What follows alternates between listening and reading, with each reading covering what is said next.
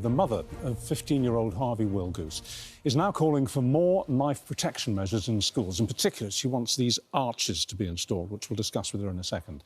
And this comes after a judge yesterday named her son's killer as Mohammed Umar Khan, a fellow pupil, when sentencing him to life with a minimum of 16 years in prison. In a moment, we're going to speak to Harvey's mum, Caroline. But first, here's Liz Summers with a reminder of the story. This CCTV footage shows teenager Mohammed Umar Khan wielding the knife he'd just used to stab 15-year-old Harvey Willgoose. Following an argument on social media, Khan attacked his classmate during a lunch break in front of other terrified pupils. Described as a caring, funny teenager and devoted football fan, Harvey had taken time off school due to concerns about pupils carrying knives. On the day he died, Harvey was caught on CCTV being pushed by Khan in the corridor. Within hours, Khan had pierced Harvey's heart with a hunting knife. Yesterday, the judge passed a life sentence with a minimum term of 16 years, naming Khan for the first time after lifting reporting restrictions. By the point at which you came to stab him, you were the aggressor. You acted in hurt and anger at what you considered to be his betrayal of your friendship. In an impact statement, Harvey's sister Sophie said Khan didn't just end Harvey's life, he ended ours too. The family's whole world was shattered forever. Our lives are completely changed. Well, Caroline, Harvey's mother, is here now. Nice to see you again. Thank you. I have to say, I was in the car yesterday when the story broke about the sentencing and the fact that your son's killer had been named, unusually given his age. Because we've met and talked before, my first thought was about you, and I just thought, I wonder how his mum feels. How did it make you feel, the sentence and the naming of the killer? I was pleased that they named him. That's what we're asking for, because, like we said, Harvey's been named and his name's been tarnished for things that didn't happen. They said that he was a bully and he wasn't a bully. He was his friend. So I'm glad they named him, and I think we got the best sentence that we possibly could have. I would have liked more, but 16. Yeah. And I feel like a big weight's been lifted off my shoulders, really, and I can try and carry on a bit, you know, with my life. So it feels like closure. Yeah. That's good. Drawing a line under that now, yeah, and carrying on. And you feel sadness, incredibly, for the mother of Khan as well. Tell us a bit about that. My mum actually went to the family yesterday and said, which one of you's the mother? And they said it was this lady. And my mum said, I want to thank you because you're the only person that tried to stop this happening, because she reported the acts in December and nothing was done. She called the school, didn't she? Because she knew her son had taken an axe with him. And she wanted to get to the bottom of it, or where he got it from. So she was the only person, really, that saw this were going to happen and tried to put a stop to it. So my mum actually thanked her. And that's a red flag. Talk about a red flag. This is one of the things you're so angry about. Yeah. The school knew that this lad had issues. Yeah. And yet this was still allowed to happen. Yeah. There were so many red flags. There's lessons to be learned here. We're going to get, you know, we want some answers. The devastating thing is, and I know that you're very clear and speak very powerfully on this, is that, you know, because of a couple of inches of metal and a few seconds of behaviour, 2 families' lives have been devastated now, haven't they? And how do we tackle this? How do we get a hold of this problem? Well, knife arches in all schools. They're starting to go in now. We had one in Penistone, which we took. I think there's 2 in Dudley and 1 in Dinnington. They all went in 1 week. And I think they're listening now. And then get people like myself into schools, educating children of the pure devastation of what knife crime brings. There's no winners. There's no winners here. Harvey's lost his life and almost lost his, really, I think. It's interesting you mentioned the killer. Sadly, this is not the first, and it surely won't be the last interview with someone like you that we've done on this programme, who's lost a child to a stabbing. Yeah.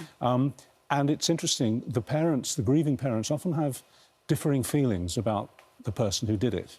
Some of them are coldly furious, and others are not forgiving, but they do feel sorry for the killer because their life's been left in tatters. How do you feel about the killer? I just think he's been let down because there were so many red flags. The day he went into school, the teacher asked, "Have you got a weapon on you?" And he said, "No."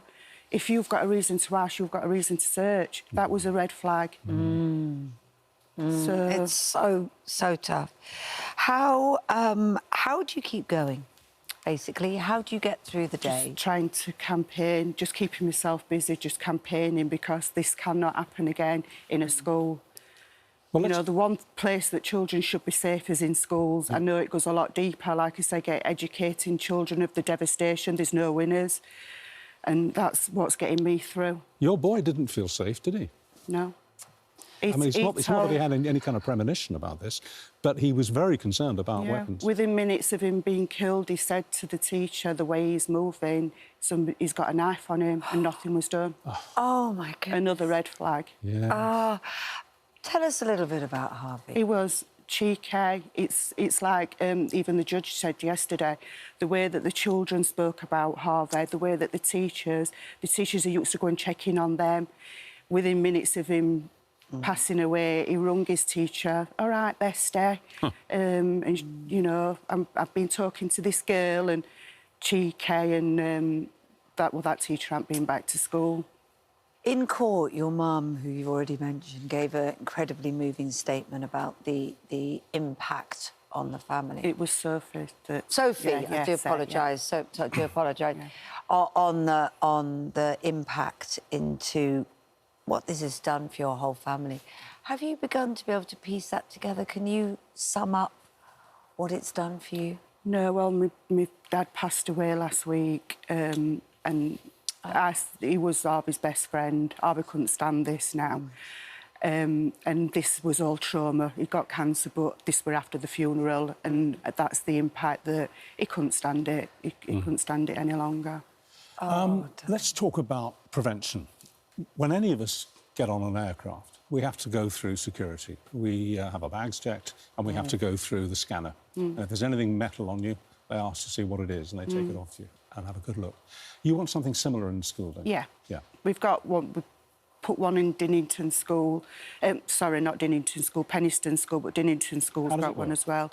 So they pass the mobile phones and they walk through, and if it beeps like it does when you're going through on a plane, they have a wand and try and get, you know, why like we did it in court yesterday, going into court. Yeah. And children feel safer.